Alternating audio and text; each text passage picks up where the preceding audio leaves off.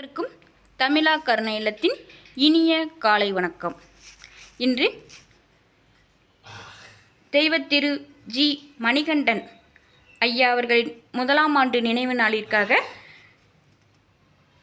உயர்திரு குருவாயூரப்பன், திருமதி ருக்மணி, வினோத்குமார், கீர்த்திகா சந்துரு, கிருஷ்ணவேணி மற்றும் கணேஷ் அவர்களின் குடும்பத்தினர் சார்பாக நமது இல்லத்திற்கு அரிசி, சீனி மற்றும் இனிப்புகள் வழங்கப்படுகிறது.